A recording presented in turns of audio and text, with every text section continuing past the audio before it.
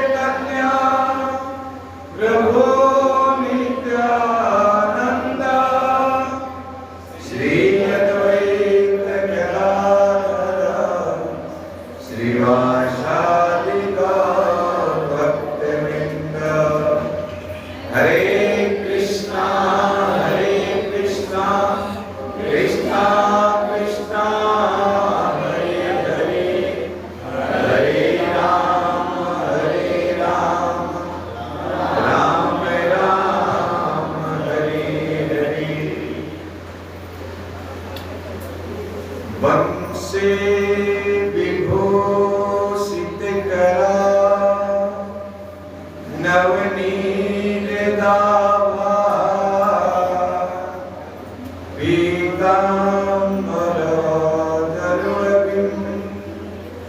स्वफलाधरष्टा पूर्णेन्दुसुन्दरमुखम् अरविन्दनेत्रा कृष्णात् परं किमपि तत्त्वमहं न जाने। यन्तः प्रविश्य मम वाच्यमिमां प्रसुप्तां सञ्जीवयति अखिलशक्तिधरः स्वधाम्ना अन्यांस्तहस्तचरणा श्रवणात्वगादिन् प्राणान्नमो भगवते पुरुषाय तुभ्यम्। कृष्णा त्वदीय पदपङ्कजपञ्जरान्तम् अद्वैय मे विशतु मां नशराजहंसा। प्राणाप्रयाण समये कफवात पित्ता कंठावरोधं न विदस्मरणं कुतस्ते। हे राधे ब्रज देवी के चललिते नंद सुनो कुतः। श्री वृंदावन श्री गोवर्धन कल्पपाद पतले कालिंदी वने कुतः। गोसंताविति सर्वतो ब्रजपुरे खेदेव महाविहवलो वंदे रूप सनातनो रघुजुलो श्रीजीव गोपालक श्रीजीव गोपालक।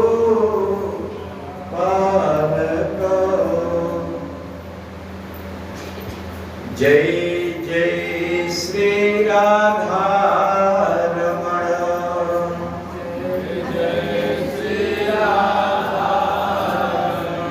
जय जय नवल किशोर।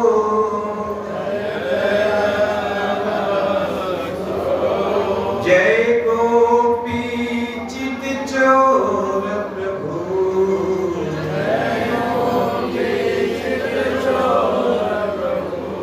जय जय माखन चोर।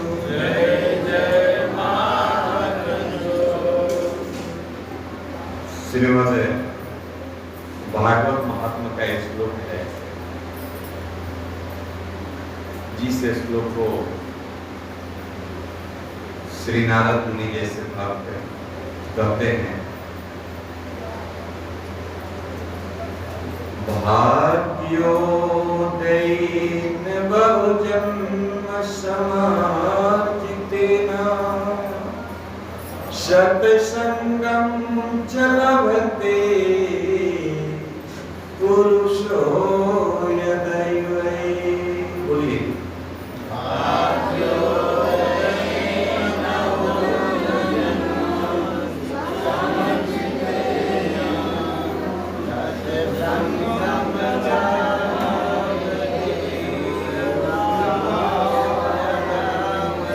अज्ञान हेतु कृत मोह मदान्धकार नाशं विधाय हि तदा उपदयते विवेकः।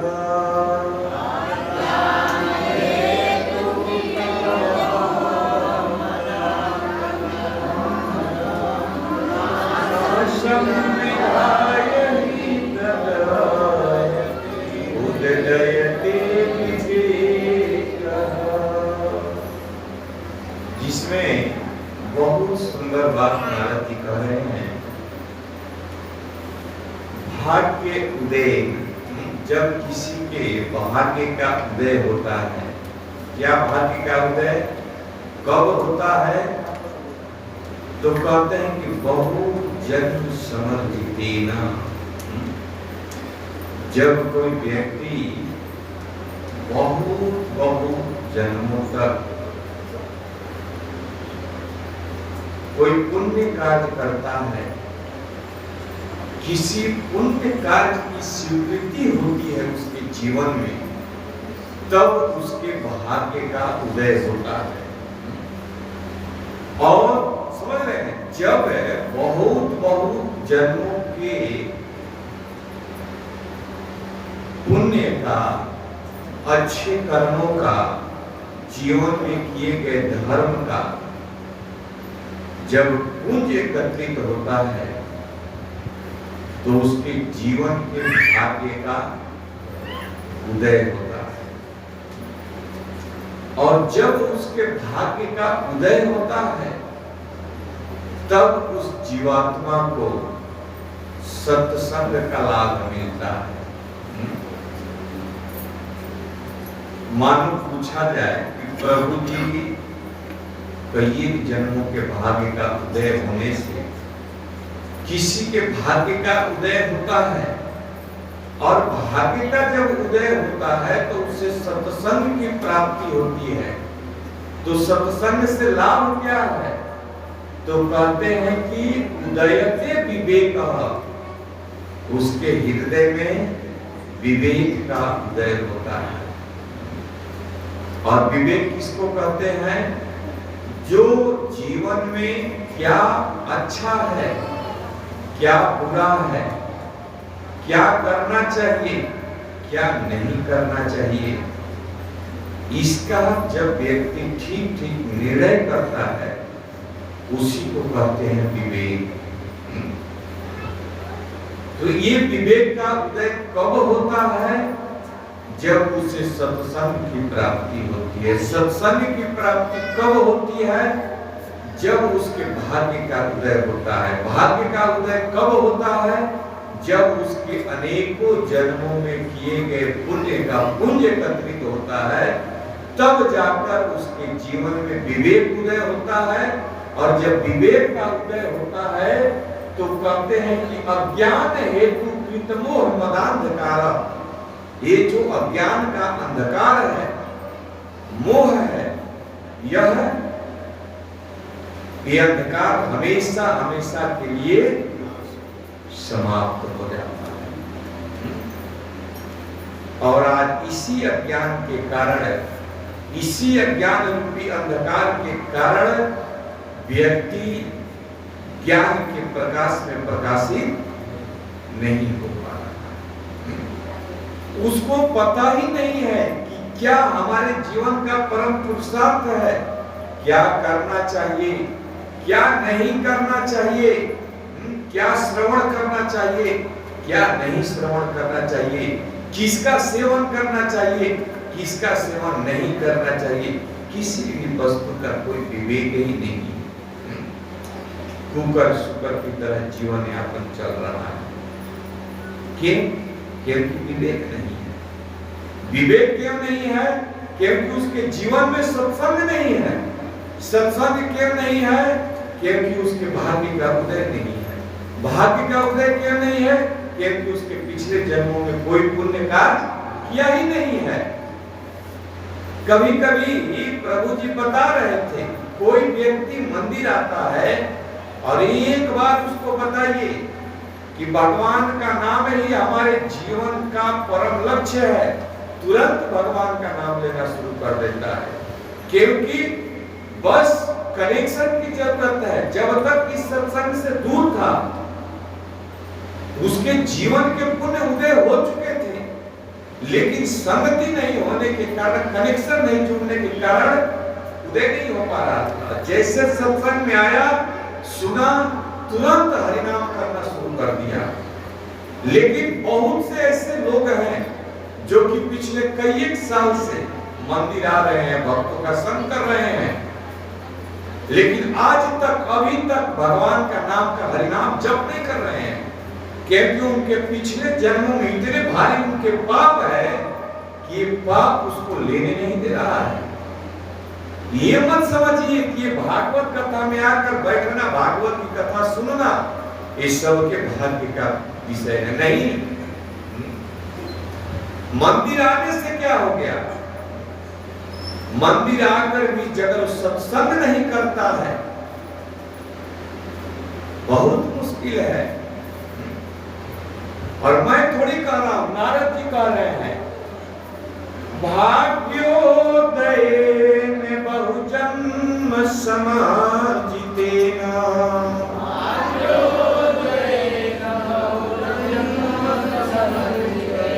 सत्संगम च लभते पुरुषो यदैवे,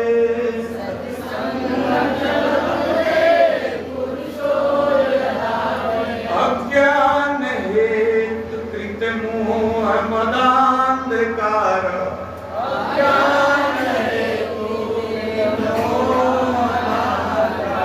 नाशं विधाय हि तदुदयते विवेक,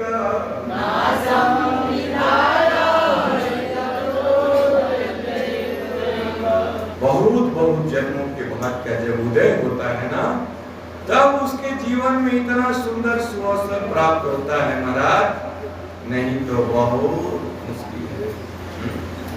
इसलिए आपके पुण्य समाप्त हो चुके हैं। आपके जीवन में पुण्य की स्वीकृति हो गई है और अब आपके हाथ में है, ऑफर मिल चुका है। जितना इसका लाभ लेना चाहें आप ले सकते हैं। कथा प्रारंभ करने से पहले सभी भक्तों के चरणों में एक निवेदन है कि आप लोग आगे बढ़ जाइए, माता जी हो या प्रभु जी हो, जितना आगे जगह है आप लोग सब लोग आ जाइए। हरे कृष्णा कृष्णा कृष्णा हरे हरे, हरे राम राम राम हरे हरे।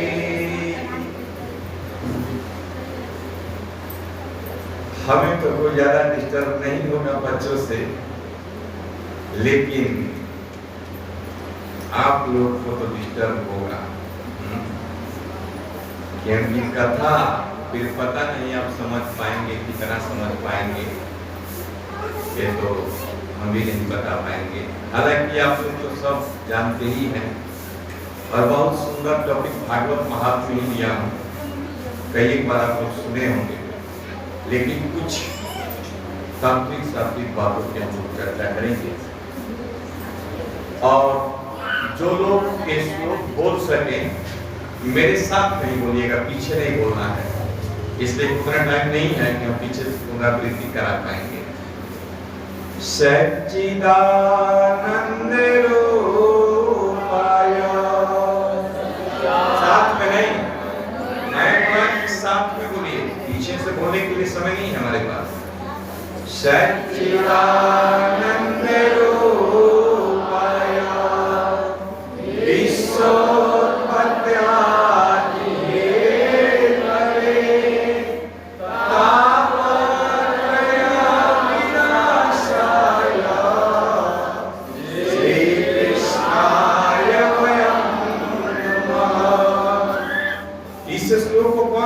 कितने लोगों को पता है? हम ट्राई करेंगे थोड़ा।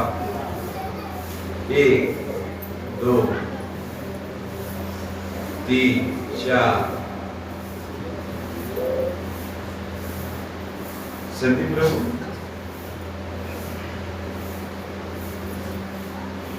बहुत बड़ी।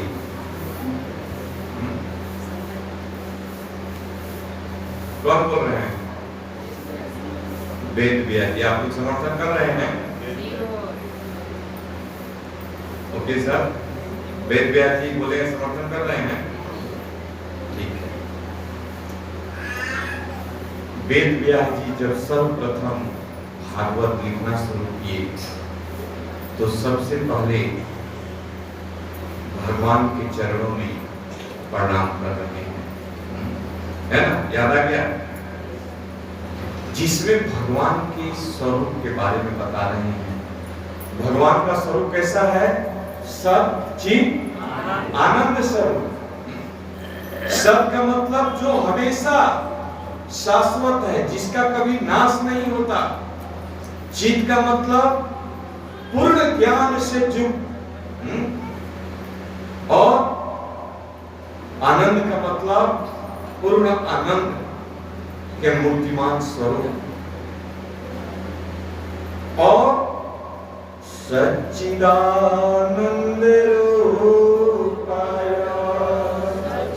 विश्वोत्पत्त्यादि हेतवे, जो विश्व की उत्पत्ति, पालन और संहार के कारण है।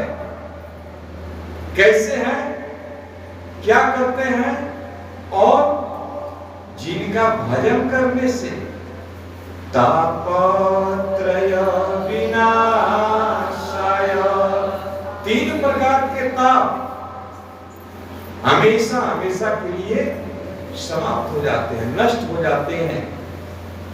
ऐसे श्री कृष्ण के चरणों में हम कौन? वेद व्यास जी प्रणाम करते हैं। नैमिषेषुतमाशिनम्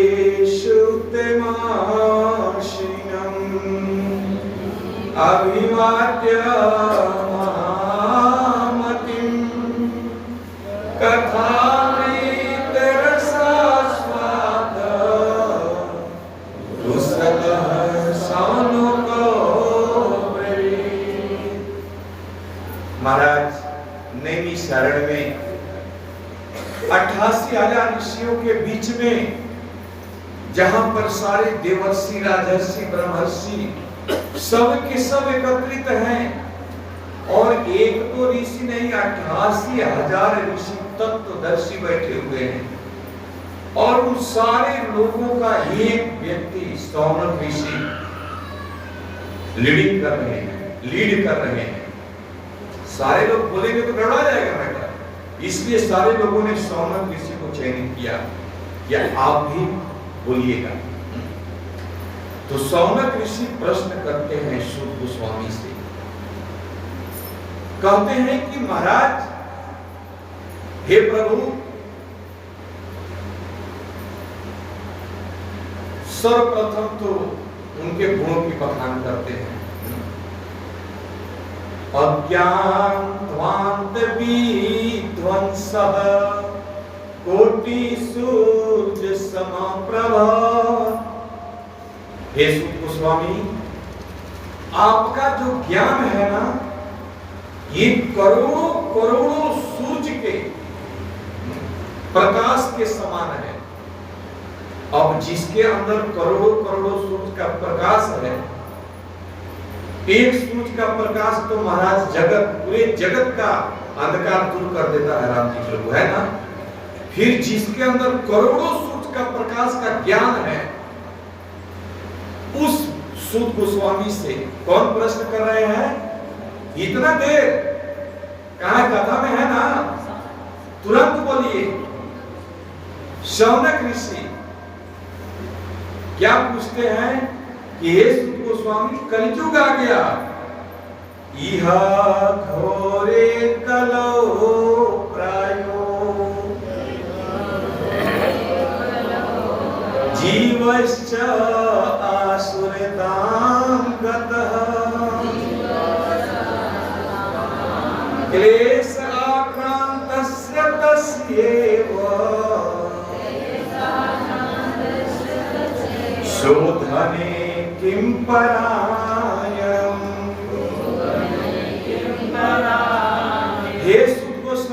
कलयुग आ गया है और कलयुग में प्राय लोग आसुरी स्वभाव के हो जाएंगे।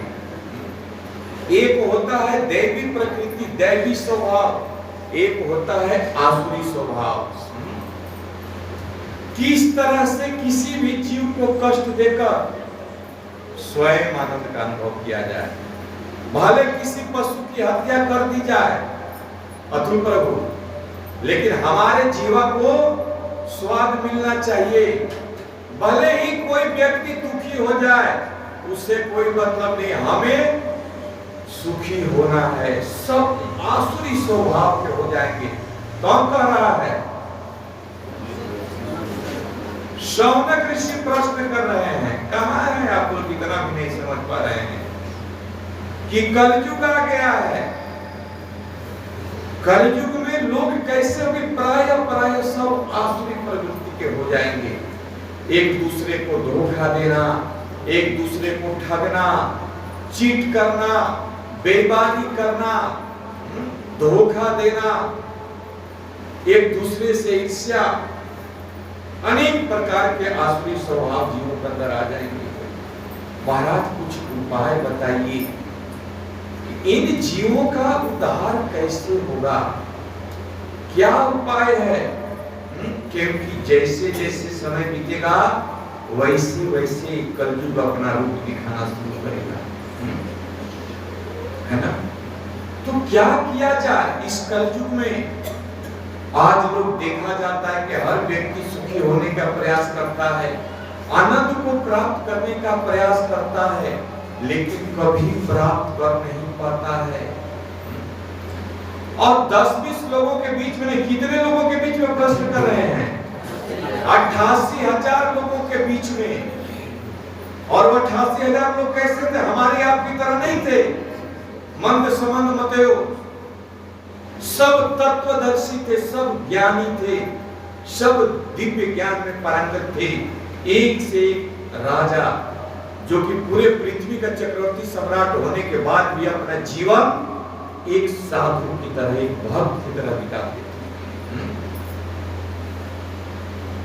देव ऋषि, सारे देवता, सब शिष्य अपने शिष्यों के साथ सब लोग उपस्थित थे। और उस भारी सभा में शौनक ऋषि कहते हैं कि हे सूत गोस्वामी, कलयुग आ गया है, कलयुग का समय चल रहा है, क्या ऐसा उपाय है जिस उपाय को करने से जीव अपने इस आसुरी प्रवृत्ति को त्याग कर, जो दूसरे को धोखा देने की प्रवृत्ति है, जो दूसरे को गिराने की भावना है, जो दूसरे के साथ ईर्ष्या है, निंदा है, ये सब छोड़कर आपकी दैवी प्रकृति में स्थित हो जाए। मानो सूत गोस्वामी पूछे कि हमसे क्यों पूछ रहे हो? चिंता मणिलोक सुखम, साथ में बोलेंगे तभी चलेगा, पीछे से हम ऑप्शन नहीं छोड़ेंगे। चिंता मणिलोक सुखम सुरद्रोह स्वर्ग संपदम प्रयच्छति गुरु प्रीतो वैकुंठम योगी दुर्लभम। कितना सुंदर प्रश्न है। शौनक ऋषि कहते हैं, महाराज चिंतामणि लोक सुखम, किसी व्यक्ति को पारसमणि मिल जाए तो वह व्यक्ति इस पूरे पृथ्वी का राजा बन सकता है, क्योंकि जितना लोहा है सबको छुआ छुआ कर सोना बना देगा। तो कहता है कि चिंतामणि लोक सुखम, बनना है किसी को? हाथ खड़ा कीजिए जिसको बनना है इस पृथ्वी का राजा। सूर्य द्रुह स्वर्ग संपदम, चलो भाई कोई बात नहीं, हमें पृथ्वी का नहीं राजा चाहिए, स्वर्ग का राजा बनना है। तो कहते हैं कि कल्प वृक्ष अगर किसी को मिल जाए और उस कल्प वृक्ष के नीचे, कल्प तरु के नीचे बैठकर वो कल्पना करे कि काश मैं स्वर्ग का राजा होता, बन गया, एक व्यक्ति जंगल में सो रहा था, कल्प वृक्ष के नीचे स्वर्ग में सो रहा था, और उसने विचार किया कि आप जंगल में सो रहे हैं, कहीं शेर ना आ जाए। तब तक शेर आ गया। तो कल्प वृक्ष के नीचे जो आप विचार करके सो मिल जाएगा। चिंतामणि लोक सुखम सुरजुहा स्वर्ग संपदम प्रयच्छति गुरु प्रीतो। लेकिन अगर गुरु प्रसन्न हो जाए तो फिर क्या कहना महाराज। श्री प्रभुपाद अगर हमारे कार्यों से प्रसन्न हो जाए, हमारे गुरुदेव प्रसन्न हो जाए, तो फिर क्या कहना। क्यों? क्योंकि वैकुंठ जोगी दुर्सरम दुर्लभम, जो वैकुंठ है, जो भगवान का धाम बड़े बड़े जोगियों को भी दुर्लभ है। हजारों हजारों साल तक तपस्या करते हैं, योग का ध्यान करते हैं, पहाड़ की कंदराओं में तपस्या करते हैं, ठंडे ठंडे बर्फ से स्नान करते हैं, गर्मी में आग जलाकर आग के बीच में बैठते हैं। किस लिए? कि उस वैकुंठ पति का एक झलक दर्शन मिल जाए, केवल एक झलक। झलक पाने की इच्छा चाहते हैं, और धाम प्राप्त करने की तो बात ही छोड़ दीजिए, तो दूर की बात है। झलक भी नहीं मिल पाता। लेकिन अगर गुरु प्रीतो वैकुंठ जो की दुर्लभम, महाराज भगवान का धाम आसानी से सुलभता से मिल सकता है। इसलिए हे गुरुदेव, हे सूत गोस्वामी, आप हमें बताइए कि इस कलियुग के लोग कोई कौन सा ऐसा उपाय करें, क्या करें कि वह अपने गुरु को प्रसन्न करके उस भगवान के परम धाम को प्राप्त कर सके। नहीं तो बेचारे जन्मों जन्मों तक अपने कर्मों के कर्म बंधन में बंध कर इसी संसार में बार बार अलग अलग शरीर में मां के गर्भ में आते रहेंगे। कभी वृक्ष बनेंगे, कभी आकाश में उड़ने वाले पक्षी बनेंगे, कभी जल में रहने वाले जानवर बनेंगे, कभी नाली में रहने वाले कीड़े मकोड़े बनेंगे। यही सत्य है। जानना चाहते हैं कि सूत गोस्वामी ने क्या कहा? पीछे के लोग नहीं जानना है, यही रहना है अभी आपको। जानकर करेंगे, वचन दीजिए, फिर कहेंगे। वादा कीजिए कि प्रभु जी अगर हम उस उपाय को जान जाएंगे तो निश्चित ही पालन करेंगे। तैयार है आप लोग? आधे लोग बोल रहे हैं, आधे लोग लग रहा है कि नहीं बोल रहे हैं। तैयार है? करेंगे? हरि बोल। श्रीमद् भागवतम शास्त्रम कलौ कीरेण भाषितम्। केवल एक उपाय। विचार तो कीजिए कि 88,000 लोगों की सभा में, तत्वदर्शी लोगों के बीच में, जिन्होंने पूरा जीवन, जिनका जीवन ही भागवत है, सब पता है, लेकिन फिर भी सूत गोस्वामी क्या कहते हैं? श्रीमद् भागवतम शास्त्रम कलौ कीरेण भाषितम्। महाराज यही भागवत की कथा जो है ना, व्यक्ति को इस आसुरी प्रवृत्ति से निकालकर दैवी प्रकृति में स्थापित कर सकता है। यही भागवत की कथा हमारे जीवन में सुख और शांति ला सकती है। यही भागवत की कथा हमारे जीवन के, हृदय के कलमश, अनेक वस्तुओं को प्राप्त करने की लालच, भोग भोगने की इच्छा, जहां हमारी इच्छा पूरी न हुई, क्रोध, अनेक प्रकार के दुर्वासनाओं को मिटाया जा सकता है इसी भागवत के श्रवण करने से।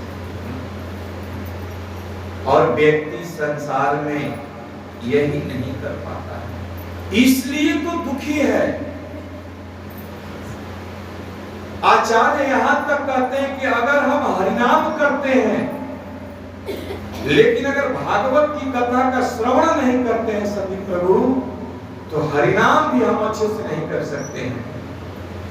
ये श्रीमद् भागवत की कथा जब हम सुनेंगे तभी हम हरिनाम भी अच्छा से कर पाएंगे।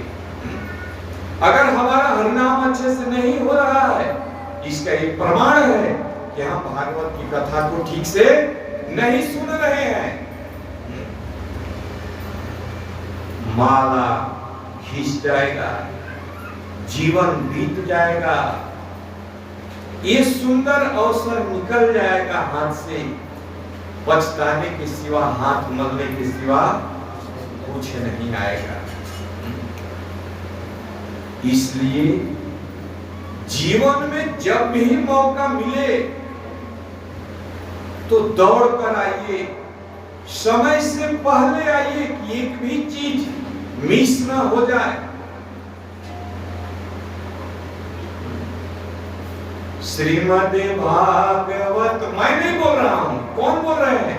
सूत गोस्वामी बोल रहे हैं। शौनक ऋषि के प्रश्न को, शौनक ऋषि का प्रश्न क्या था कि कलयुग के जीव जो हैं कैसे अपने आसुरी प्रवृत्ति को त्याग पाएंगे, कैसे अनेक वस्तुओं को प्राप्त करने की लालसा, स्त्री भोगने की लालसा, क्रोध, विषयों के प्रति भागम भाग कैसे समाप्त होगा, क्या करे हो? तो कहते हैं कि केवल एक ही उपाय है, श्रीमद् भागवतम शास्त्रम कलौ कीरेण भाषितम। साथ में बोलेंगे तो नींद भी नहीं आएगी, दो फायदा है। इसलिए बहुत प्रयास से हमने इसको बनाया है, मिल ही जाता है। भागवत का श्लोक जो है इसमें तात्पर्य नहीं है, अर्थ नहीं है, पूरा श्लोक है। एतद् अस्मात् परम किंचन मनः शुद्धेन विद्यते। शुद्ध गोस्वामी कहते हैं कि इससे बढ़िया उपाय और कोई नहीं है, कोई नहीं है, कोई नहीं है, जिससे कि इस मन की वृत्ति को शुद्ध किया जा सके, मन को ठीक किया जा सके। मन ही तो भगा रहा है इस शरीर को, है ना? मन ही भगा रहा है। मन शुद्ध हो जाएगा तो हम इंद्रियों के विषयों के पीछे नहीं भागेंगे। तो सूत गोस्वामी कहते हैं कि हे शौनक ऋषि, हे ऋषियों, इस श्रीमद् भागवत कथा के अलावा एतद् अस्मात् परम किंचन मनः शुद्धे न विद्यते। इस संसार में और कोई साधन नहीं है जिससे कि अपने मन को शुद्ध किया जा सके। और ये भागवत की कथा हमें इतनी सुलभता से प्राप्त हो रही है ना। जिस समय सुखदेव गोस्वामी गंगा जी के, पतित पावनी गंगा जी के तट पर महाराज परीक्षित को एक कथा सुना रहे थे, उस समय सुधा कुंभम गृहीतेव देवस्तत्र समागमना। जिस समय महाराज परीक्षित को श्राप लगा और पतित पावनी गंगा जी के तट पर बैठे हुए थे और सुखदेव गोस्वामी कथा सुनाना प्रारंभ किए, उस समय सुधा कुंभम गृहीतेव, अमृत का कलश लेकर देवता लोग आए, देवास्तत्र समागमनम, और महाराज ये अमृत पिला दीजिए और हमें एक कथा अमृत पिलाइए। शुद्ध गोस्वामी ने, सुखदेव गोस्वामी ने डांट कर भगा दिया कि इस भागवत कथा का विनिमय कर रहे हो, एक कांच के टुकड़े की तुलना इस कथा अमृत से कर रहे हो। स्वर्ग के अमृत की तुलना इस अमृत से कर रहे हो? अरे कथा चल रही थी, तुम आकर बीच में बैठ जाते, सुन लेते, कोई बात नहीं। लेकिन तुम तो कथा का मोल लगा रहे हो, कथा का विनिमय कर रहे हो। आज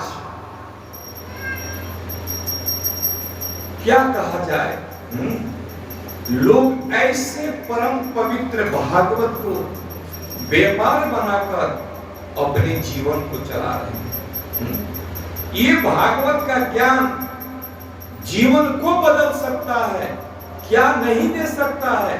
कल्प वृक्ष के समान है ये, आप सुनेंगे आगे। और ऐसे भागवत को जो बेचकर अपने जीवन को चला रहे हैं, ऐसे लोगों को क्या कहा जा सकता है?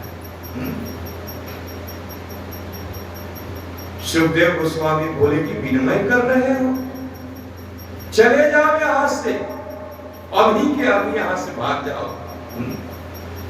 सुराणाम अपनी दुर्लभ, तुम देवताओं के नसीब में ये भागवत की कथा नहीं है। और ये देवता वहां से सीधे कहां गए? ब्रह्मा जी के पास गए। कहा कि इस भागवत में क्या है,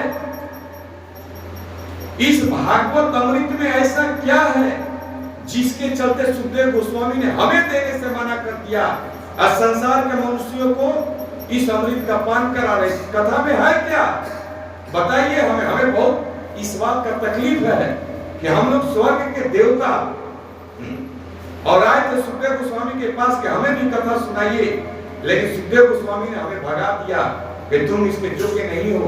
आखिर इस भागवत कथा में है क्या ऐसा जो संसार के तुच्छ मनुष्यों को सुना रहे हैं और हम देवताओं को मना कर रहे हैं? तब ब्रह्मा जी बोले कि पहले देख तो लो कि महाराज परीक्षित को सुनाने के बाद होता क्या है, रिजल्ट, इसका परिणाम क्या होता है। और जब 7 दिन तक महाराज परीक्षित कथा का श्रवण किए, राज्यो मोक्षम तथा विच्य पुराधाता विस्मितः सत्यलोके तुलां बद्ध्वा दोलयति साधनं यदा।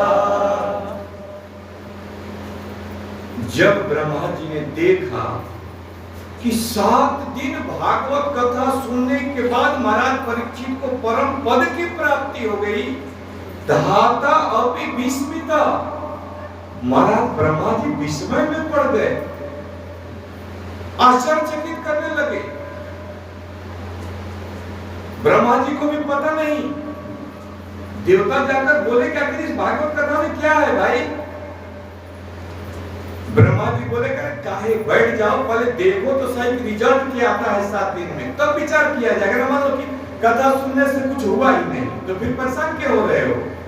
लेकिन राज्यो मोक्षम तथा विच्य, जब देखे कि महाराज परीक्षित 7 दिन कथा सुनने पर परम पद को प्राप्त कर गए, तो धाता अपि विस्मिता, ब्रह्मा जी विस्मय में पड़ गए और सत्यलोके तुलां बद्ध्वा, अपने लोक में तराजू मंगाए और एक तरफ जितने भी पुण्य थे, दान का पुण्य, तपस्या का पुण्य, ध्यान का पुण्य, जो भी पुण्य आप समझिए, इस जगत में जितने भी कार्य हैं, जिन कार्यों को करने से जीवन में पुण्य की प्राप्ति होती है, सारे पुण्यों को एक तरफ रख दिए और एक तरफ श्रीमद् भागवत जी को रख दिए। लघुनी अन्यानि जातानि गौरवेणैनं महान् ददाति गणा सर्वे विस्मयं परमं ययुः। महाराज जैसे ही भागवत जी को रखे, लघु अन्यानि जातानि गौरवेण इदं महत्, ये पल्ला भारी हो गया और सारे जितने भी पुण्य थे सब हल्के हो गए। सारे देवता सहित ब्रह्मा जी सब विस्मय में पड़ गया कि बाप रे बाप, ये है भागवत जी की महिमा, ये है भागवत महापुराण। ब्रह्मा जी ने मोहर लगा दिया। मेनिरे भगवद रूपम शास्त्र भागवतम कलो। ब्रह्मा जी ने मोहर लगा दिया कि इस कलयुग में स्वयं भगवान श्री कृष्ण ही इस भागवत शास्त्र के रूप में अपने आप को परिणित कर लिए, क्योंकि बिना भगवान श्री कृष्ण के ये संभव ही नहीं है कि जीवन में किए गए सारे पुण्य को एक तरफ रख दिया जाए और दूसरे तरफ भागवत जी को रख दिया जाए, तो भागवत का पल्ला बैठ जाए, भारी हो जाए और सारे पुण्य हल्का हो जाए। ब्रह्मा जी ने देवताओं के सामने इस बात की घोषणा कर दी, मैं नीले भगवत रूपम, साक्षात भगवान श्री कृष्ण ही शास्त्र के रूप में इस कलयुग में अपने आप को परिणित कर दिए हैं। पठनात् श्रवणात् सत्यो वैकुंठ फलदायकम। जो व्यक्ति इसको पढ़ता है, पठनात् श्रवणात्, पढ़ने से श्रवण करने से, सत्यो उसी समय, वैकुंठ फल दायकम, उसे वैकुंठ के फल की प्राप्ति होती है। ये है श्रीमद् भागवतम। और विचार कीजिए कि नारद जी ऐसे ही नहीं कर दिए, भाग्योदयेन बहुजन्म समार्जितेन सत्संगम च लभते पुरुषो यदैव। ब्रह्म नारद जी इसी तरह नहीं कहते कि करोड़ों जन्मों के पुण्य का उदय होता है तब किसी जीव को भाग्य उदय होता है, उसको सत्संग की प्राप्ति होती है। जब इस प्रकार से ब्रह्मा जी ने मोहर लगा दिया और सूत गोस्वामी ने सौनक ऋषि को बताया, तो सौनक ऋषि प्रश्न करते हैं कि महाराज ये भागवत कथा की 7 दिन की परंपरा कहां से आ गई? ये हर जगह देखा जाता है कि 7 दिवसीय भागवत कथा, 7 दिन की भागवत कथा, ये परंपरा कहां से आ गई? तब सूत गोस्वामी कहते हैं कि सर्वप्रथम ब्रह्मा जी के मानस पुत्र सनक, सनंदन, सनातन और संत कुमार प्रथम बार नारद जी को इस कथा की, इस भागवत की कथा 7 दिन तक सुनाई थी। सौनक ऋषि ने तुरंत प्रश्न किया। आपके मन में प्रश्न आ रहा है? यहाँ पर किसी के मन में प्रश्न नहीं आ रहा है, लेकिन नारद जी के मन में, सौनक ऋषि के प्रश्न में, मन में तुरंत प्रश्न है कि नारद जी तो महाराज 2 घड़ी से कहीं ज्यादा रुकते ही नहीं है, टिकते ही नहीं है, फिर नारद जी को 7 दिन की कथा सुनाए। आश्चर्य की बात है ना कि नारद जी 2 घड़ी से कहीं रुकते ही नहीं। नारद जी को श्राप है ना?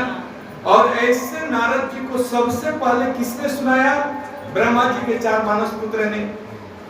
और कितना दिन तक सुनाया? 7 दिन तक। और वहीं से 7 दिन की परंपरा प्रारंभ हो गई। ये कैसे हुआ? ऐसा क्या हुआ कि चतुष्क कुमारों को 7 दिन तक नारद जी को, जो कि 2 मिनट से ज्यादा कहीं रुकते नहीं, है ना, बड़ी विस्मय की बात है। कैसे संभव हो गया? कैसे सुने, कहां सुने और क्यों सुने? तब सूत गोस्वामी सौनक ऋषि को उत्तर देते हुए कहते हैं, एकदा हि विशालायां चत्वारा ऋषियो बला। इससे भी हल्का श्लोक मिलेगा आप लोगों को बोलने के लिए, हैं? बोलिए, एकदा हि विशालायां चत्वारा ऋषियो बला सत्संगार्थं समायाता दद्रिषु तत्र नारदं साथ में बोलने से फायदा ही है, गलत भी बोलेंगे तो साथ में निकल जाएंगे, हैं, पार हो जाएंगे, फिर भी इसका लाभ नहीं ले पा रहे हैं, है ना? कितना दोनों ही लाभ है। गलत भी पढ़ेंगे तो सब जानेंगे कि सही ही पढ़ रहे हैं और नींद भी नहीं आएगी। तो सुध गोस्वामी कहते हैं कि एक बार विशाल आया, बद्री विशाल, बद्रिका आश्रम में, बद्रिका धाम में, चतवारः ऋषियो मलाचार, चार ऋषि, सनक सनंदन सनातन और सनत कुमार, सत्संगार्थम, सत्संग करने के लिए कहां? बद्रिका धाम में घूम रहे थे, विचरण कर रहे थे, क्योंकि जप अकेले किया जा सकता है लेकिन कीर्तन अकेले नहीं किया जा सकता, उसके लिए भक्तों की जरूरत पड़ेगी। ध्यान अकेले किया जा सकता है लेकिन सत्संग अकेले नहीं किया जा सकता। हम कहेंगे तो आपको सुनने के लिए बैठना होगा, तभी ना कुछ आदान प्रदान होगा। तो ये सत्संग करने के लिए चारों कुमार विचरण कर रहे थे, घूम रहे थे।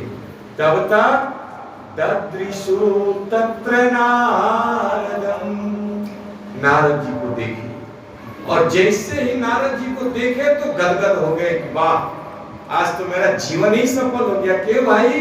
क्योंकि आज नारद जी जैसे भक्त की संगति प्राप्त हो गई। अब जो जहां दो यार मिल जाए, है ना, किसी भी लाइन के हो, तो फिर तो लड़ी जाती है ना। अब अगर भक्त मिल गए, रसिक भक्त, प्रेमी भक्त, सताम प्रसंगा मम वीर्य संविदो, जहां भक्त मिलते हैं तो भगवान की वीर्य की कथा होने लगती है। जहां दो शराबी मिल जाए, है ना, गिलास से गिलास चीयर्स, है ना, तो दो यार जहां भी मिल जाए। जब चतुष्कुमारों ने देखा नारद जी को तो प्रसन्न हो गए महाराज कि आज तो सत्संग में मजा आ जाएगा, क्योंकि श्रोता भी टॉप लेवल का और वक्ता भी टॉप लेवल का। अब क्या कहना महाराज, जहां दो रसिक मिल जाए तो फिर तो आनंद ही आनंद बढ़ जाए। लेकिन जैसे ही नजदीक पहुंचे, पास में पहुंचे, तो नारद जी को बड़ा ही व्यग्र और चिंतित देखे। और जब नारद जी को चिंतित देखे तो इनके मन में बड़ा आश्चर्य हुआ कि संसार की चिंता को समाप्त करने की शक्ति रखने वाले नारद जी, ऐसे नारद जो नार को, नारायण को भी देने में सक्षम है, इतना पावर है इस नारायण, इस नारद जी का, जो संसार के लोगों की चिंता को दूर कर सकते हैं। लेकिन ये नारद जी खुद चिंतित दिख रहे हैं, इनके चेहरे की लकीर बता रही कि बहुत दुखी हैं। क्या बात है? कथम ब्रह्मण दीन मुखा कुतस चिंता तुलो भवान त्वरितं गमयते तत्र कतश्च आगमनं तव। पूछा कि हे ब्रह्मा, हे नारद मुनि, आपका मुख इस प्रकार से क्यों लटका हुआ है भाई? है ना, जिज्ञासा हो सकती है ना कि आप वैष्णव हैं, आप भक्त हैं, क्या हुआ, किसकी चिंता सता रही है, कहां से आ रहे हैं, कहां जा रहे हैं भाई? आपको देखने से ऐसा लग रहा है कि गत वित्तो यथा जना, जैसे किसी कंजूस व्यक्ति का धन जो है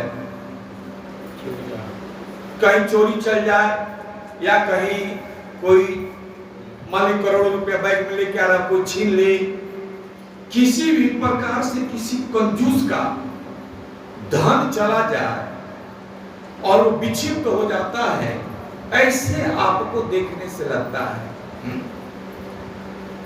चतुष्कुमार कहते हैं कि संसार के लोगों को जब कष्ट होता है तो वो संत के पास जाते हैं, साधु के पास जाते हैं, साधु उनके चिंता को दूर करते हैं। और आपके जैसा साधु के चेहरे पर ऐसा दुख आखिर क्या कारण है? किस कारण आप दुखी हैं? ऐसा लगता है कि गत वित्तो यथा धनम, जैसे किसी कंजूस का धन चला गया। और अगर देखा जाए तो जो साधु पुरुष होते हैं, जो महात्मा होते हैं, उनका तो धन केवल एक ही होता है, हमारो धन राधा श्री राधा श्री राधा। गाना नहीं है, हमें केवल बताना है। हमारा चित्त प्रसंग हमारा आगे है। वैष्णव का धन केवल एक ही होता है, श्रीमती राधा रानी, भगवान का नाम, जिसको कोई चुरा नहीं सकता। फिर आप किस लिए दुखी हैं? क्या बात है? और जब इस प्रकार से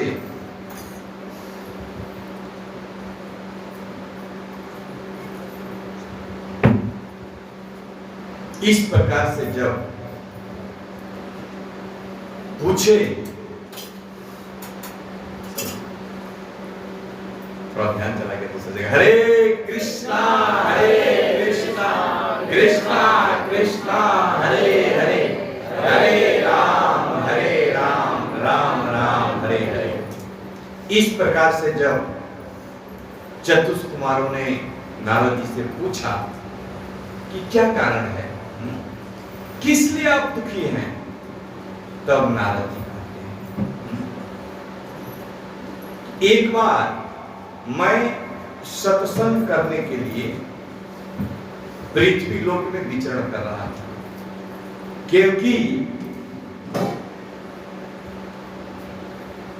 इस मर्त लोक के अलावा, इस पृथ्वी के अलावा किसी भी लोक में भागवत कथा की व्यवस्था नहीं है, जान लीजिए। इसीलिए हनुमान जी को जब जाना हुआ सकेत, तो हनुमान जी ने पूछा कि प्रभु ये बताइए, जहां जाना है वहां भगवान की कथा होती है कि नहीं? तो राम जी बोले कि नहीं, वहां तो भगवान की कथा नहीं होती है। तो हनुमान जी बोले कि तब हमें वहां नहीं जाना। ये भागवत की कथा नारद जी कहीं भी विचरण कर सकते हैं, लेकिन ये जो सत्संग है ये केवल इसी मर्त लोक में ही संभव है। इसलिए नारद जी सारे लोगों को छोड़कर इस मर्त लोक में आए और सत्संग करने के लोभ से विचरण कर रहे थे, घूम रहे थे।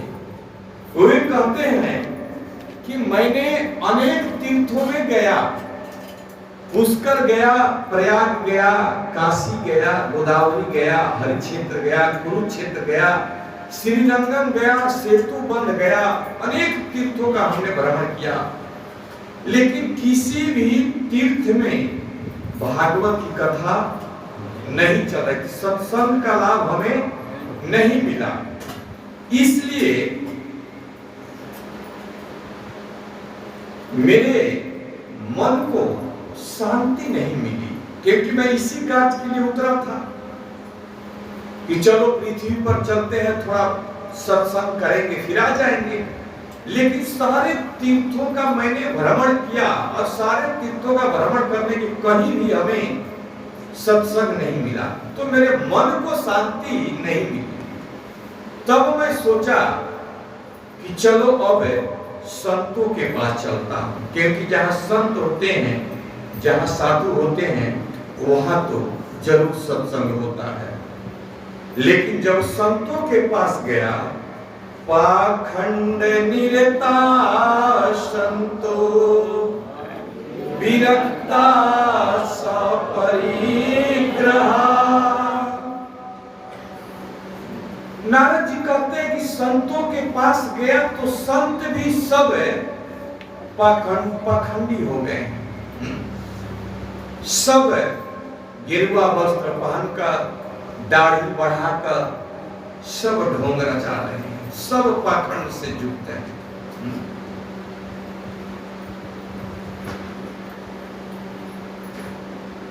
बंगला किसका है? तो त्यागी बाबा का है। ये बड़ी पीढ़ी बांध के कोई पूछे कि भगवा में एक बहुत बड़े त्यागी बाबा रहते हैं, सब कुछ त्याग दिए, कहे कि बंगला किसका है? तो त्यागी बाबा का है। इतना आवाज कहां से आ रही है? मौनी बाबा के आश्रम से। ये बच्चे किसके हैं? तो ब्रह्मचारी जी महाराज के। इतना पाखंड ब्रह्मचारी है लेकिन बच्चे हैं।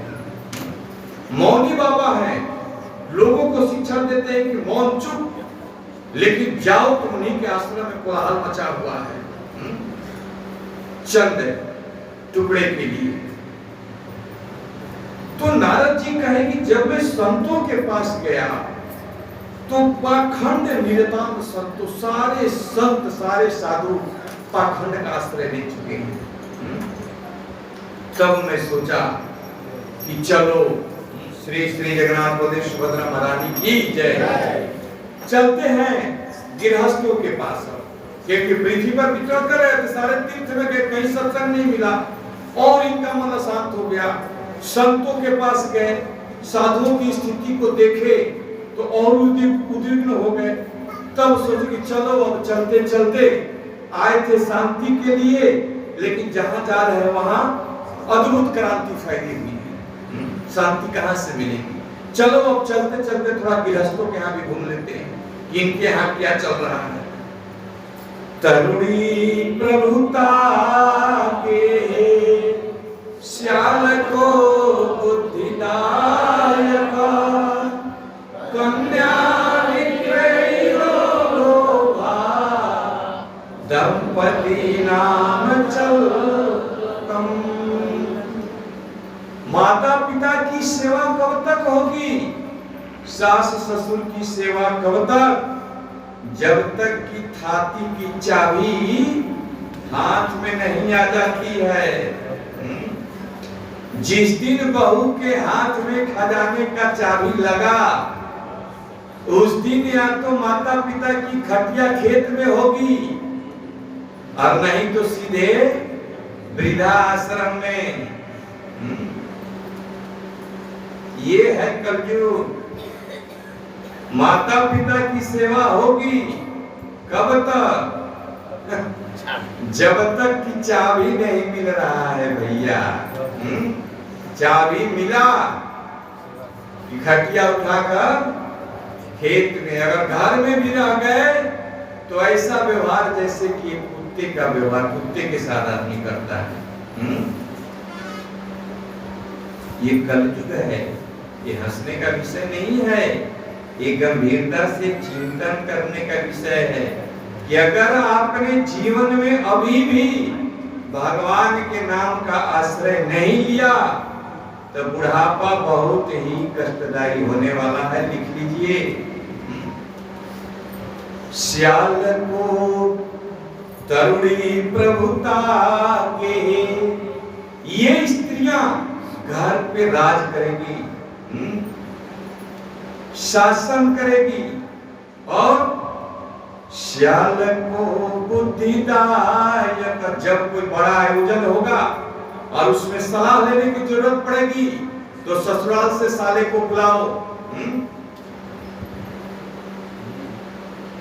आचार्य प्रश्न करते हैं कि क्या है? मान लीजिए कि अगर साला बुद्धिमान है तो उससे सलाह लेने में कोई आपत्ति है, कोई दिक्कत है?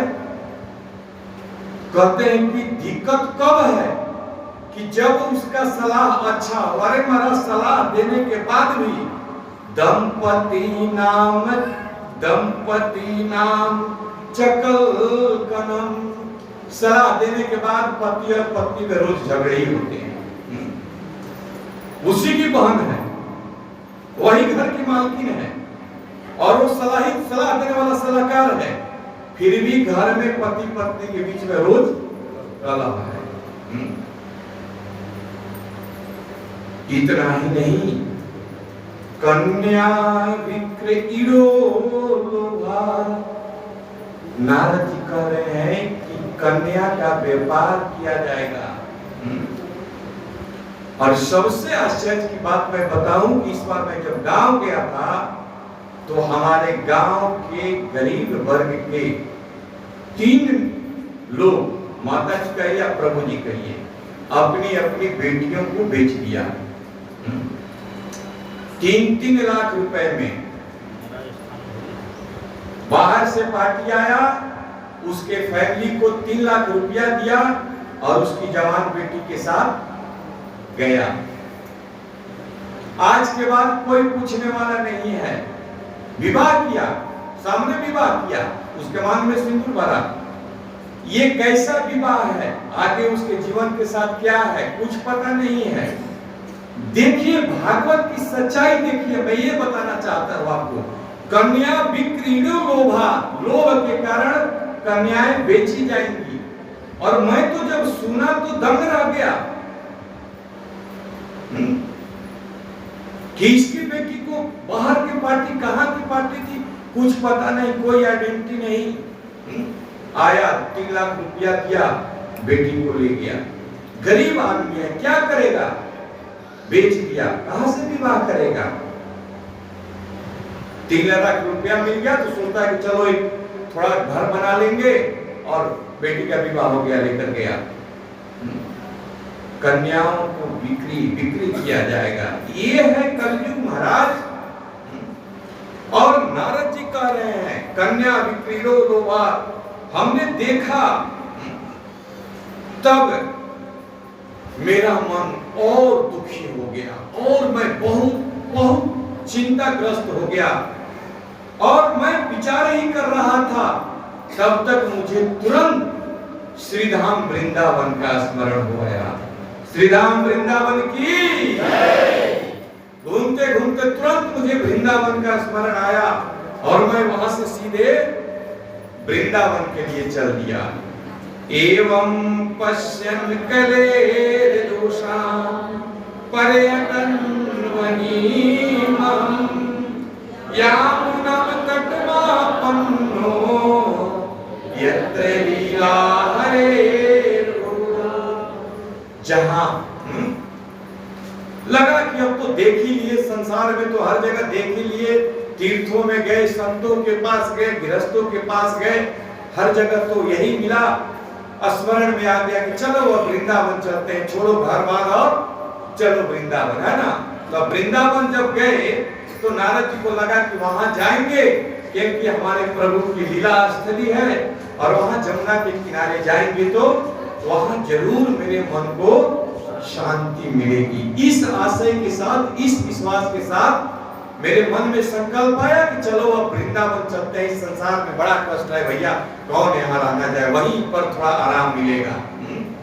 लेकिन वृंदावन में भी गए तो गए शांति के लिए, लेकिन हो गए आसान।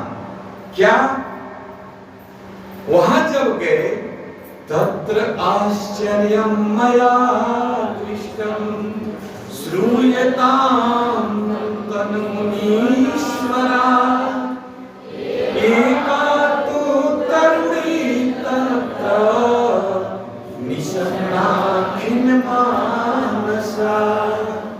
वहां पर गया जमुना जी के किनारे की, थोड़ा भगवान की, हमारे प्रभु की लीला स्थली है, वहां जाएंगे, जमुना जी की कलकल धारा होगी, संत होंगे, मिलन, थोड़ा वहां मन को शांति मिलेगी।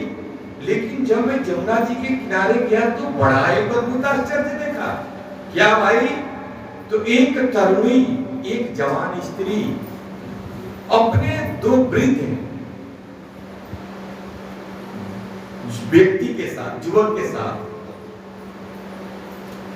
बैठी हुई है और बहुत सारी दासियां हैं, रानियां हैं। कोई पानी पिला रही है, कोई चावल खिला रही है और निस्सरणाम खिन्न मानस, और रो रही थी और बहुत दुखी थी। तो संत हृदय नवनीत समाना मेरे मन में विचार आया कि चलो थोड़ा सा उसके दुख, उसके कष्ट को दूर किया जाए। भाई क्यों रो रही है, क्यों दुखी है। जैसे ही चले वहां से जा ही रहे थे, तब तक नारद जी के मन में विचार आया कि यहां कोई पुरुष वर्ग नहीं है, सब की सब स्त्रियां ही हैं।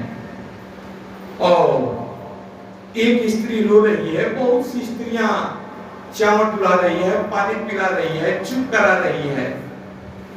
और ऐसे स्त्रियों के बीच में मैं जाऊं और अगर मैं पूछूं, अरे भाई माता जी क्या दिक्कत है आपको, और कहीं उलट कर अगर माता जी मेरे ऊपर वार कर दी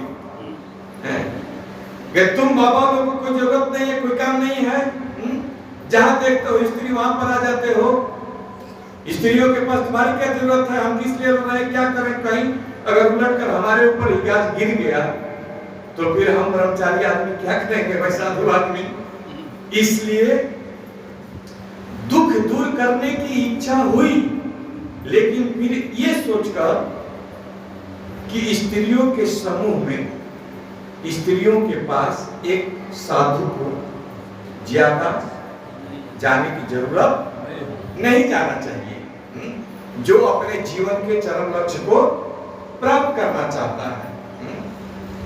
बिना बुलाए जाना नहीं चाहिए। इसलिए मैं जाकर भी चुपचाप लौटकर आ गया। लेकिन जैसे ही मैं लौटकर आ रहा था, उसी समय उस स्त्री की दृष्टि मेरे ऊपर पड़ गई। भो भो साधो क्षणं तिष्ठा मच्चिंतामपि नाशय दर्शनं तव लोकस्य सर्वथा अगहं परम्। हे साधु, भो साधु क्षणं तिष्ठ। हे बाबा, हे साधु बाबा, थोड़ा सा रुक जाइए, ठहरिए, रुक जाइए। क्यों? क्योंकि मत चिंता मत आश्रम, मेरे चिंता को दूर कीजिए। आज हमारा कितना बड़ा सौभाग्य है कि आप जैसे साधु के दर्शन हो गए, और साधुओं के दर्शन करने से ही हृदय पवित्र हो जाता है। हे साधु बाबा, थोड़ा रुकिए। भो साधु क्षणं तिष्ठं मच्चिंतामपि नाशय दर्शनं तव लोकस्य सर्वथा अगहं परम्। हमारे अग को, हमारे पाप को समाप्त कीजिए, रुकिए। जब इस प्रकार से उस स्त्री ने हमें रोका, बुलाया, तब मैं उसके पास गया और उससे थोड़ा सहानुभूति प्रदर्शित किया। अरे माता जी, आप कौन हैं? कहां से हैं? ये दोनों कौन हैं? और ये सब स्त्रियां कौन हैं? और आप रो क्यों रही हैं? बताइए, बताइए। जब दुखी व्यक्ति के पास कोई सहानुभूति से पेश आता है, जैसे मान लीजिए कि कोई पेशेंट है, कोई दुखी आदमी है, किसी डॉक्टर के पास जाता है और सोच कर जाता है कि इतना सुनाएंगे डॉक्टर साहब, जितना बीमारी है सब कह देंगे। डॉक्टर एक बात कहने में ही बीमारी को समझ जाते हैं और सुनना भी नहीं चाहते। हाँ ठीक है, ठीक है, दवा लिख दे, दवा ले लीजिए, 5 दिन का खाइए, ठीक हो जाएंगे। दवा सही है, लेकिन पेशेंट को संतुष्टि नहीं होती है। लेकिन दवा वही लिखना है, लेकिन अगर पेशेंट के सारे कथा को अगर सुन ले डॉक्टर, तो पेशेंट को लगता है कि डॉक्टर, उसका आधा बीमारी तो वही ठीक हो जाता है कि डॉक्टर साहब बड़े अच्छे हैं। क्योंकि हमारी सब बीमारियों को सुने, जानने को तो फर्स्ट बार में ही जान गए, लेकिन सुन लेने से उसकी आधी बीमारी वहीं समाप्त हो जाती है। नारद जी थोड़ी सी सहानुभूति व्यक्त किए और भक्ति महारानी अब बताने लगी। बालो वाचा अहम भक्ति इति ख्याता इमौ में तनयो मतो ज्ञान वैराग्य रामानो काल योगेन जर्जरो। कहती कि मैं भक्ति हूं, भक्ति महारानी हूं। ये भक्ति एक स्त्री है और ये दोनों मेरे पुत्र हैं। ज्ञान और वैराग्य, समय का प्रभाव तो देखो, काल के कारण, समय के कारण ये हम सब जर्जर हो गए हैं। द्रविड़ देश में, दक्षिण भारत में हमारा जन्म हुआ, कर्नाटक में हम पली बढ़ी और महाराष्ट्र में जब हम आई तो हमारा बड़ा सम्मान हुआ। लेकिन जब महाराष्ट्र से आगे बढ़ी तो हम धीरे धीरे गुजरात वगैरह क्षेत्र से जब निकली तो जीर्ण होते गए और जीर्ण होते होते जब मैं वृंदावन में आई, वृंदावनम पुनः प्राप्य नवीनेव स्वरूपिणी। जब मैं वृंदावन में आई बाबा, मैं तो जवान हो गई, लेकिन ये मेरे पुत्र वृद्ध के वृद्ध, जर्जर के जर्जर हो गए, जर्जर के जर्जर ही बने रहे। और हे बाबा, अगर यही स्थिति रह गई तो निश्चित मैं कहती हूं नहीं। सरप्राइज को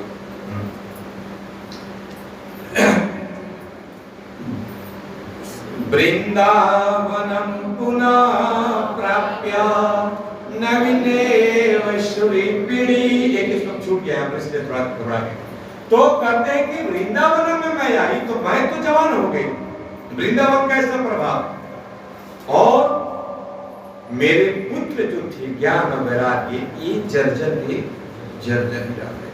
और अगर देखिए हे बाबा, अगर मेरी यही स्थिति रह गई तो मैं निश्चित कहती हूं, इदं स्थानं परित्यज्यं विदेशं गम्यते मया। अगर मेरी यही स्थिति रह गई तो मैं इस वृंदावन को भी छोड़कर विदेश में चली जाऊंगी। और जैसे ही नारद जी ने सुना तो तुरंत सारी स्थिति समझ के करे, बाप रे बाप, अगर ये भक्ति महारानी कहीं वृंदावन को छोड़कर विदेश में चली गई तब तो सब ऐसी खत्म। नारद जी कहते हैं, यहां बहुत सुंदर सिद्धांत स्थापित होता है कि भक्ति, ज्ञान और वैराग्य ये तीनों एक दूसरे के पूरक हैं। जब व्यक्ति भगवान की भक्ति करता है तो वह दिव्य ज्ञान में स्थित होता है, और जैसे जैसे वो ज्ञान में स्थित होता है तो संसार के विषयों से उसके हृदय में धीरे धीरे वैराग्य होने लगता है। तो भक्ति, ज्ञान और वैराग्य ये तीनों एक दूसरे के पूरक है। अगर भक्ति नहीं है तो ज्ञान और वैराग्य की आशा छोड़ दीजिए। जैसे कल हम बताए थे कि सारे सद्गुण मिलकर भी किसी को भक्त नहीं बना सकते, लेकिन अगर भक्त बन गया तो उसके अंदर सारे गुण, दैवी गुण स्वतः ही आ जाते हैं। ऐसे ही जब भक्ति महारानी कही कि हे बाबा, अगर यही स्थिति मेरी रह गई तो मैं निश्चित इस स्थान को छोड़कर विदेशम गम्यते मया, मैं विदेश में चली जाऊंगी। तब नारद जी कहते हैं, हे देवी, बस और 10 मिनट, 10 मिनट क्या किया जाए, देखो। कहते हैं कि नारद जी कहते हैं कि हे देवी, चिंता मत करो। क्यों ऐसा है? ये कलयुग का प्रभाव है। सुनिए अब ध्यान से, ये कलयुग का प्रभाव है, और कलयुग के प्रभाव के कारण सारे सदाचार जो है लुप्त होते जा रहे हैं। लोगों के अंदर अच्छे अच्छे विचार नहीं आ रहे हैं। बुद्धिमान वही है, हे भक्ति देवी, बुद्धिमान वही है जो इस कलयुग में धैर्य धारण करे। विपत्ति के समय ये कलयुग का प्रभाव देखिए। सूत गोस्वामी कहते हैं, बरसे बरसे क्रमा जाता, नहीं सब श्लोक नहीं है, मंगलम ना दृश्यते। जैसे जैसे एक एक वर्ष बीतेगा और कलयुग का प्रभाव बढ़ेगा, वैसे वैसे आज तो कुछ मंगल कार्य दिख भी रहे हैं ना, लेकिन जैसे जैसे कलयुग बढ़ेगा सोनक ऋषि, वैसे वैसे और भी कहीं मंगल नहीं दिखेगा, हर जगह मंगल ही मंगल होगा। तो कहते हैं कि ऐसे स्थिति में क्या करना चाहिए? धैर्य धारण करना चाहिए। धैर्य धारण करके अपने नियत कर्म में लगे रहना चाहिए, घबराना नहीं चाहिए। विपत्ति के समय में कभी भी घबराना नहीं चाहिए। नारद जी भक्ति महाराज को कह रहे हैं कि हे भक्ति, वृंदावन छोड़कर आप मत जाओ, ये कलयुग का प्रभाव है। कलयुग के प्रभाव के कारण सारा सदाचार लुप्त होते जा रहे हैं। लेकिन ऐसे स्थिति में जो बुद्धिमान व्यक्ति होता है धीरज धारण करता है। इसलिए आप भी धीरज धारण करो। और जैसे कहते हैं कि फिर भी देखो, विचार करो कि इतने इस कलयुग में भी इस जगह की महिमा तो देखो, इस वृंदावन धाम की। क्या? वृंदावनस्य संयोगा पुनस्त्वं तरुणीनवा धन्यं वृंदावनं तेन भक्ति नृत्यति यत्र च। देखो, ये कलयुग इतना भयंकर है, लेकिन हे देवी, आप वृंदावन को छोड़कर मत जाओ। थोड़ा विचार करो तुम कि इसी वृंदावन में आकर तुम जवान हो गए, इस वृंदावन की महिमा तो देखो। और यहाँ पर भक्ति नृत्य करती है, नाचती है। यह वृंदावन धाम जहाँ कलयुग में भी यहाँ पर आपकी इतना आपका सम्मान है। बाकी तो तुम गुजरात से चली तो हर जगह चिड़ हो गई, लेकिन इस कलयुग में भी जब तुम वृंदावन में आई तो वृंदावन में भी तुम्हारा कितना सम्मान हो रहा है। देखो, तुम जवान हो गई, नाचने लगी। तब भक्ति महारानी कहती है, प्रश्न करती है कि बाबा, यह कलयुग इतना खतरनाक है, इतना भयंकर युग है, महाराज परीक्षित ने इस कलयुग को दंड क्यों नहीं दिया? और मानो महाराज परीक्षित ने दंड नहीं भी दिया तो भगवान ने इस कलयुग को क्यों स्वीकार किया? महाराज परीक्षित ने क्यों नहीं इसको दंड दिया जब इतना भयंकर कलयुग है? तो तब नारद जी कहते हैं, यदा मुकुंदो भगवान क्षमां त्यक्त्वा स्वपदं गतः। हे देवी, जिस समय मुकुंद, भगवान मुकुंद जिस समय अपने लीला का स्मरण करके इस धारा धाम को छोड़कर अंतर ध्यान हो गए, उसी समय कलयुग अपना प्रभाव जताना शुरू कर दिया, कलयुग अपना पैर पसारना शुरू कर दिया।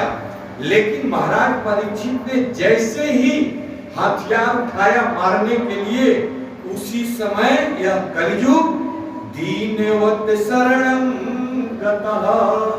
जैसे कोई दीन व्यक्ति किसी के चरणों में गिर जाए, किसी के शरण में आ जाए, ऐसे ही यह कलयुग महाराज परीक्षित के शरण में आ गया। आप क्या करें? महाराज परीक्षित क्या करें? मारने तो जा रहे थे, लेकिन अब शरण में आए हुए व्यक्ति को कैसे मारे? और उसी समय महाराज परीक्षित ने सारंग इव सारगो, इस कलयुग के जो सार था, इस कलयुग में जो सार था, उसको ग्रहण कर लिया, देख लिया। तब भक्ति महारानी कहते हैं, वो सार क्या है? इस कलयुग का सार क्या है? मूल क्या है? यद फलम नास्ति तपसा। सब लोग बोलिए, यद फलम नास्ति तपसा ना योगेन समाधिना तत् फलम लभते सम्यक् कलौ केशव कीर्तना। एक बार फिर ऊंचे स्वर से, यत् फलं नास्ति तपसा न योगेन समाधिना तत् फलं लभते सम्यक्